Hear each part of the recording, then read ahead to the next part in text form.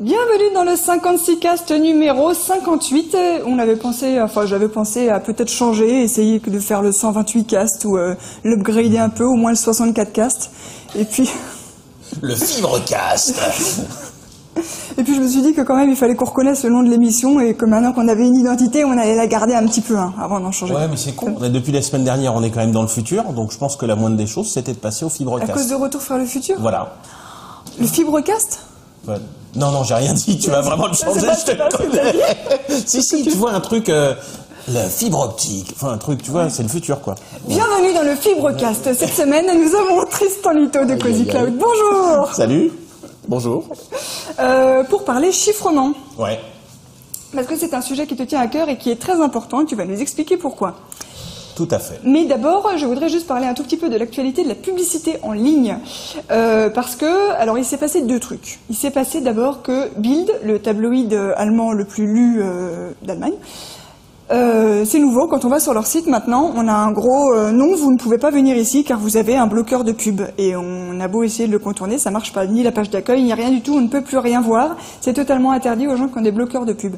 Alors, d'accord, eux ils gagnent moins d'argent quand on a des bloqueurs de pub, mais si les gens installent des bloqueurs de pub, c'est aussi peut-être parce qu'ils trouvent ça insupportable de naviguer sur Internet avec toutes les pubs. Et qui s'en est rendu compte la semaine dernière? Eh bien, l'Interactive Advertising Bureau lui-même, l'IAB, donc la grande fédération de tous les gens qui font de la pub en ligne, et qui ont publié un communiqué qu'on n'a pas trop l'habitude de voir chez eux, qui commence par « on a merdé » ou « on s'est planté », enfin « we messed up ». Ah bon? Bah dis donc. Ils ont mis du temps, mais ils l'ont dit avec des mots clairs. Moi, je trouve que ça fait plaisir. Mais commencer un communiqué par ça, c'est c'est respectable, quoi. Ouais. Et donc, il continue en disant, les systèmes de ciblage des utilisateurs, rapides, simples d'utilisation et rapportent en gros, ont ralenti l'Internet grand public et vidé bien des batteries de téléphone. Nous étions tellement bons à ce jeu que nous sommes allés au-delà des capacités des tuyaux que nous avons nous-mêmes créés. Cela a dépassé les utilisateurs, vidé leurs terminaux et mis leur patience à bout. Ils se sont rendus compte qu'ils ont emmerdé tout le monde avec des pubs insupportables, trop lourdes, enfin qui ont un peu pourri l'Internet. Alors tout ça, c'est pas juste pour faire leur mea culpa, c'est aussi pour annoncer le lancement d'un nouveau truc. Ça s'appelle LEAN, L-E-A-N, et c'est donc une certification qui vont donner aux publicités respectueuses des internautes. Alors qu'est-ce que ça veut dire respectueuse? Ils ont dit que ce serait les formats légers, chiffrés, qui donnent le choix à l'utilisateur, d'être pisté ou pas, je suppose, et non invasifs. Donc L-E-A-N, et que les internautes pourront participer aux discussions sur les règles précises de qu'est-ce que veulent dire ces 4 spécifications. Donc il se passe un truc intéressant. Oui, pourvu que ça donne vraiment quelque chose, parce que pour l'instant c'est une déclaration spectaculaire, oui. C'est bien, mais il y a du boulot. S'ils font participer les gens, après il faut savoir s'ils vont les écouter ou pas. Ouais, oui. Mais ça peut donner quelque chose. Enfin, on croise les doigts. J'aimerais bien en tout cas. Moi aussi. On va lancer une virgule what the fuck tout de suite avant de passer au chiffrement. C'est la chanson de... Tu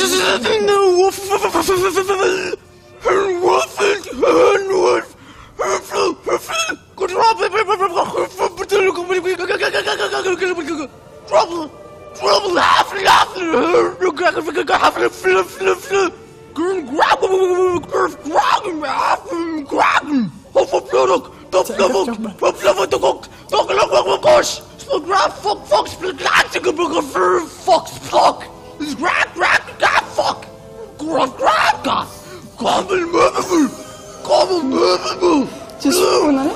J'arrive pas, c'est pour ça que je suis vraiment très concentré. Mais ça fait mal, on dirait en tout cas. Hein. Ouais. Je crois qu'il fallait abroger ses souffrances. Je sais pas d'où ça sort, je sais pas pourquoi. Ouais. C'est quelqu'un qui s'appelle Senior Pac-Man qui a mis ça sur YouTube, mais j'aime bien ne pas savoir. C'est juste ça, quoi. Oh. Donc, quartier libre.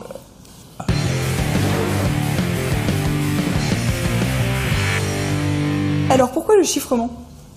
Eh bien, alors ça, c'est une très bonne question. Et d'abord, qu'est-ce que c'est que le chiffrement? Peut-être, qu'est-ce que c'est? Voilà. Alors bon, supposons que toi, tu sois... Il y a des conventions. Toi, tu es Alice, moi, je suis Bob. Tu veux m'envoyer un message, d'accord? Mais on ne veut pas que quelqu'un d'autre puisse le lire. Alors, soit tu l'envoies sur, par exemple, une carte postale, et tout le monde qui fait relayer la carte postale peut lire le message. Ah bah oui. Et c'est pas bien. Non. Parce qu'on veut peut-être avoir des secrets. J'y pense toujours quand j'écris des cartes postales en vacances. Quand j'écris des conneries, je pense au facteur. Et alors donc, si tu voulais pas, parce que peut-être que ces conneries, elles pourraient être intéressantes pour d'autres yeux, eh bien, tu vas le chiffrer. C'est-à-dire que tu vas utiliser un algorithme et une clé pour transformer ça de façon à ce que le message ne puisse pas être compréhensible. C'est ça le chiffrement. D'ailleurs, tu sais, on dit chiffrement, on dit pas cryptage. Tu le savais ça? Oui, c'est bien. Parce qu'à chaque fois que dans un article j'écris crypter quelque chose, je me fais engueuler dans les commentaires comme c'est pas possible. Exactement. Donc on dit pas crypter, on dit pas cryptage, on dit pas chiffrage, on dit chiffrement. Par contre, on peut décrypter. On peut décrypter quelque chose que je chiffrais. Ben voilà, si toi tu chiffres quelque chose, toi tu es Alice, tu chiffres quelque chose et moi je suis Bob, je le reçois, on avait déjà partagé la clé avant, donc je vais déchiffrer le message, je vais pouvoir le lire et comprendre, puisque j'ai la clé, donc je peux ouvrir le message. Mais quelqu'un qui n'a pas la clé, mais qui veut absolument comprendre ce qu'il y a dedans, un ennemi, eh bien lui, il va décrypter le message. Décrypter, c'est lire le message sans en avoir la clé. C'est très très compliqué. C'est comme quand on reçoit un message codé et qu'on ne sait pas par quel bout il faut le prendre, mais on va trouver une façon de le décoder. Voilà. C'est ça qu'on appelle la cryptographie. Et le fait de chiffrer, déchiffrer, toutes ces problématiques-là, c'est la cryptographie, mais le fait de décrypter, c'est accéder au contenu du message sans en avoir la clé. Et c'est très compliqué. Donc on n'a pas le droit de crypter, mais on a le droit de décrypter, sauf qu'on n'a pas le droit. Quoi? On n'a pas le droit. Non, bon d'accord. Bref, là. Oui. Donc c'était censé être simple, hein, tu vois. Et après ça se complique, tu vois. C'est une catastrophe. Alors pourquoi c'est important de chiffrer? Bon, alors évidemment les cartes postales on s'en fiche un peu, mais on peut peut-être échanger des informations qui sont secrètes, et c'est pas parce que c'est secret que c'est illégal. Par exemple, souvent des entreprises ont des tas de données qui sont secrètes, mais qui sont pas illégales. La quantité qu'ils ont en stock, quelles remises ils font à tel client, la liste de leurs clients, la liste des produits qui vont dans les produits, qui vont dans ce qu'ils produisent, tout ça. C'est le secret des affaires, et évidemment c'est très important que ça sache pas, sinon les concurrents peuvent le dupliquer et proposer moins cher, et dans un appel d'offres évidemment, savoir combien tu fais de remise, c'est vachement important. Donc chiffrer, c'est une chose importante aussi bien pour les individus que pour les entreprises. Tout va bien jusqu'à présent, et d'ailleurs on a le droit de chiffrer, sauf que récemment, lors d'une conférence, un certain Manuel Valls a eu une parole malheureuse.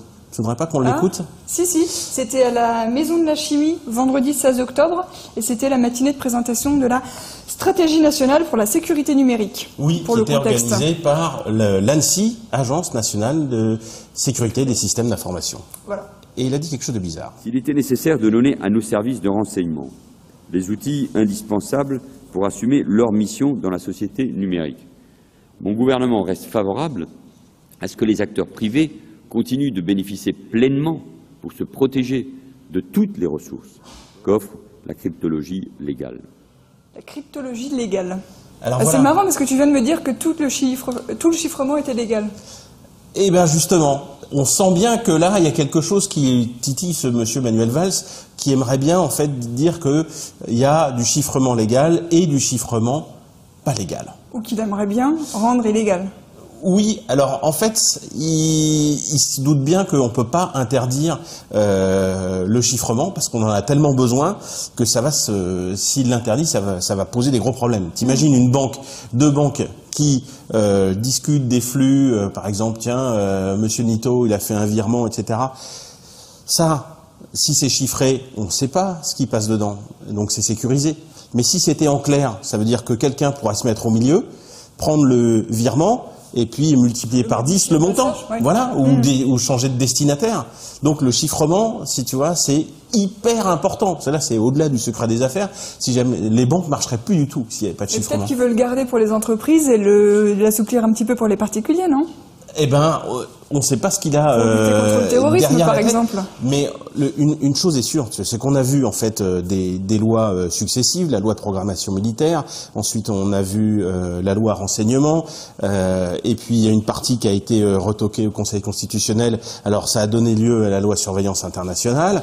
Bref, on sent bien qu'il y a une volonté de serrer la vis sur ce qui est utilisation d'Internet.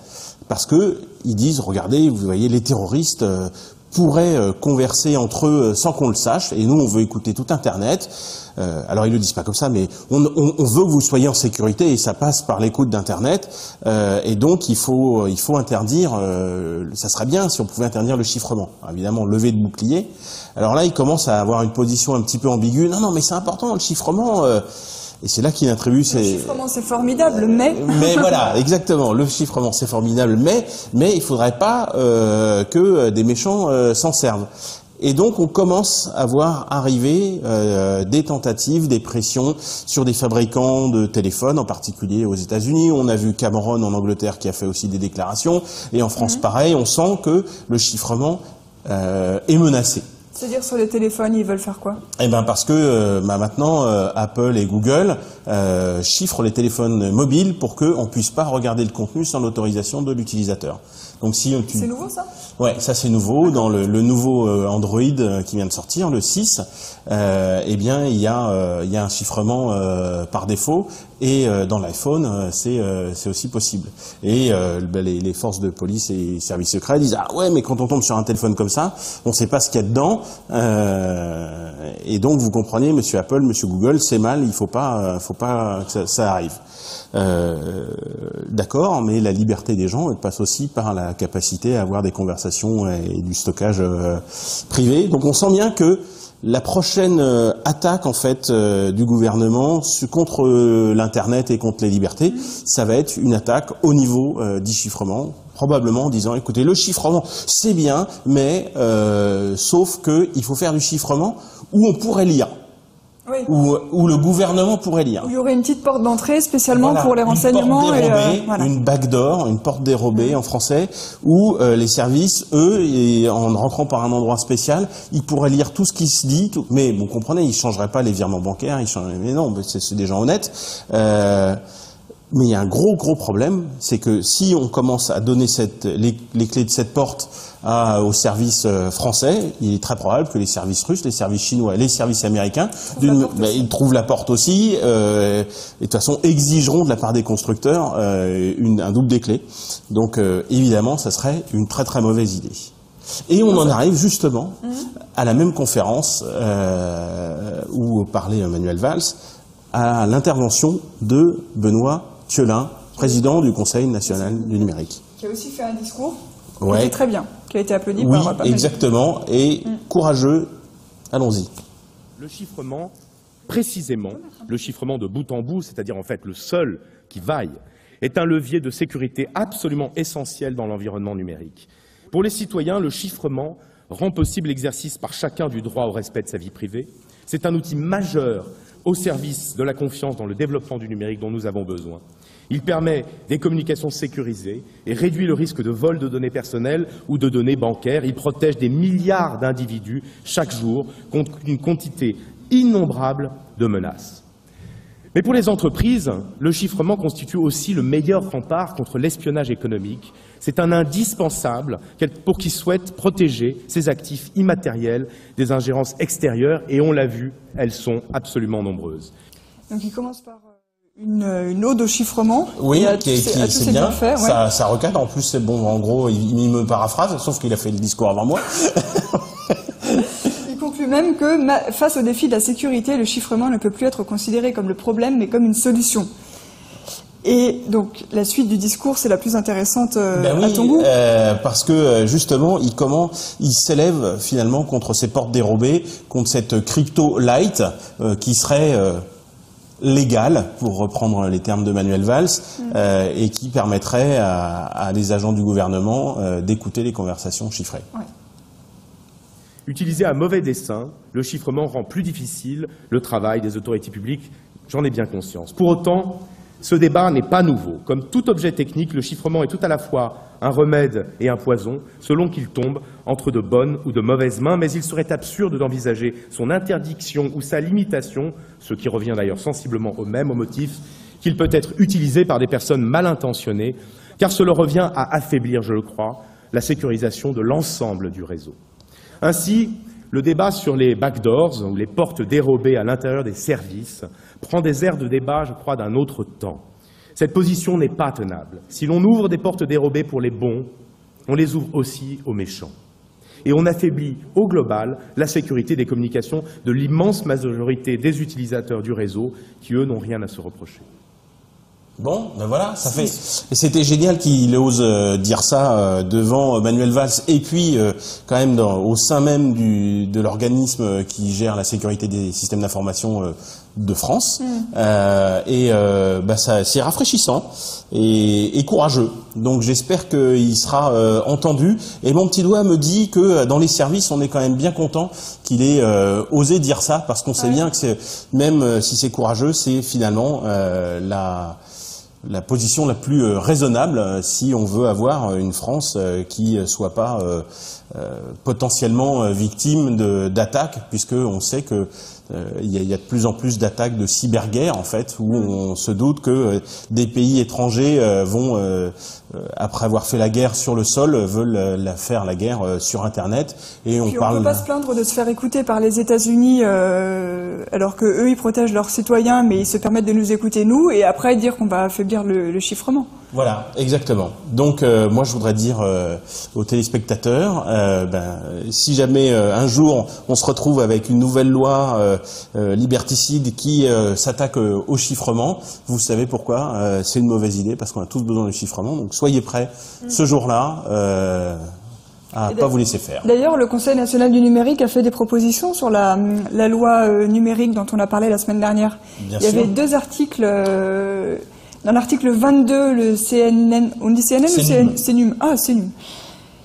A proposé d'affirmer et encourager le droit au chiffrement des communications. Oui. Et dans l'article 17, d'ajouter la promotion du chiffrement des communications dans les missions de la CNIL. Oui. Ça relève de la CNIL, ça? Pas vraiment, mais la CNIL, elle est là pour protéger les données. Et donc, ils ont déjà une partie éducative, en fait, à la CNIL, tu sais, où ils expliquent comment utiliser les réseaux sociaux, etc., comment on fait planquer ses données.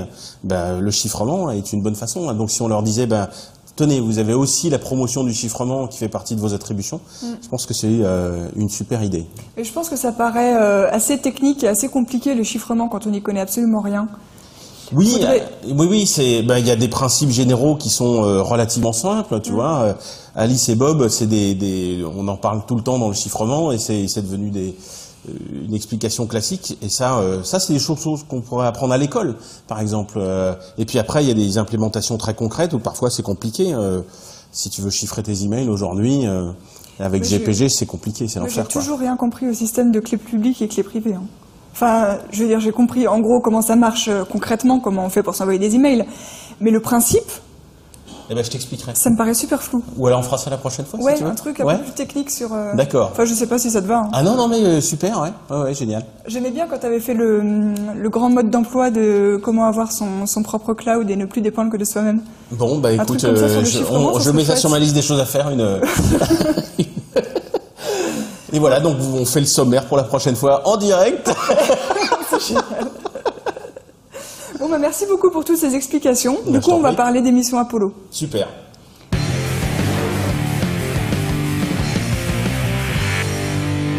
Alors, le potager du web sur les missions Apollo. Parce que, qu'est-ce qui s'est passé ? Au début du mois d'octobre, la NASA a remis en ligne combien de photos ? 8400 photographies des programmes Apollo, qui étaient déjà en ligne. C'est pas des photos inédites, parce que la NASA publie absolument tout ce qu'elle produit au format brut sur des sites, mais c'est pas très agréable à consulter, c'est pas très ergonomique. Mais là, cette fois, elle a renumérisé, en fait, c'était sur des pellicules 70 mm, elle les a renumérisées en HD, et elle les a toutes mises sur un compte Flickr, qui, depuis peu, autorise les licences domaine public. Yes. Grâce à, vous vous souvenez, c'était Elon Musk, le patron de SpaceX, qui voulait mettre ses photos de fusées en licence libre et qui avait dit sur Twitter, j'ai mis toutes mes photos de fusées en licence libre sur Flickr. Non, il les avait mis en licence pas libre et les gens lui ont dit mais pourquoi vous mettez pas ça dans le domaine public? Il a dit ah oui, bon point. Et donc il les a mis en licence libre parce que c'est le mieux qu'il pouvait faire sur Flickr. Et du coup Flickr au courant de ça a rajouté la licence domaine public qu'il n'y avait pas avant. Excellent. Bref, c'était super. Et la NASA en a profité pour mettre 8400 photos des programmes Apollo. Donc là, elles ont facilement 4500 pixels de large, enfin elles sont vraiment super belles. Et certains gens en ont profité pour créer des nouvelles images avec ça et créer notamment des vidéos. Alors ça ferait plaisir à Alexis Kaufman s'il était là. Par exemple, Tom Cussy a utilisé After Effects et Photoshop pour mettre en mouvement les images. Donc il a séparé le premier plan de l'arrière-plan et puis il a fait un mouvement très lent comme ça qui donne une super ambiance. Ça s'appelle Ground Control Apollo Archive.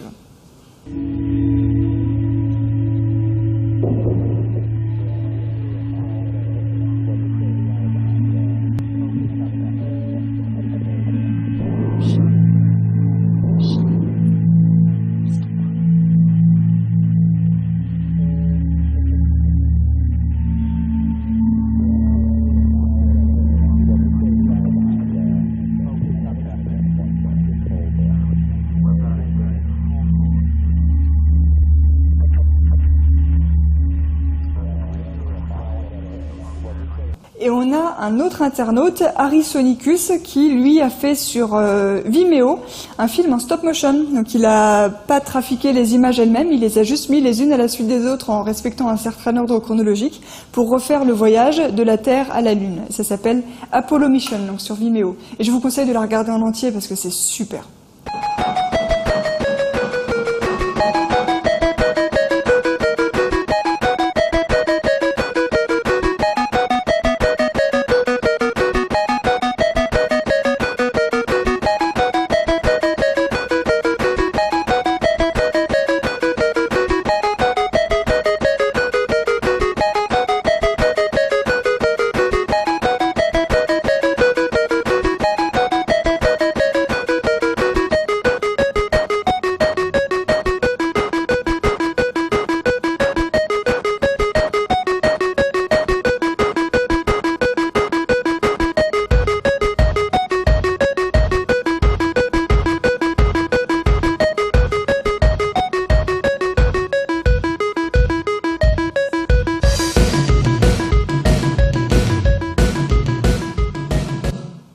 C'est trop cool. Et même la musique est libre. Mais pas la vidéo elle-même. Donc, sinon, je vous l'aurais bien passé en entier. C'est toi qui as rajouté la musique? Mais non. Non.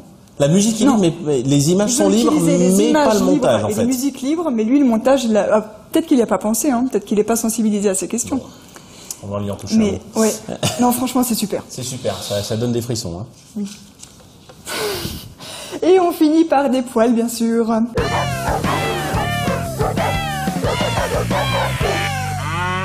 Les poils de cette semaine, c'est Sophiella Cats and Nail. Alors, c'est ce que dit le titre de la vidéo, mais la source de la vidéo est assez impossible à retrouver. Il y en a 50 000 versions sur YouTube. C'est formidable. Я сегодня тебе принес не букет из пышных роз, не тюльпаны и не лилии, а всего лишь петунии и...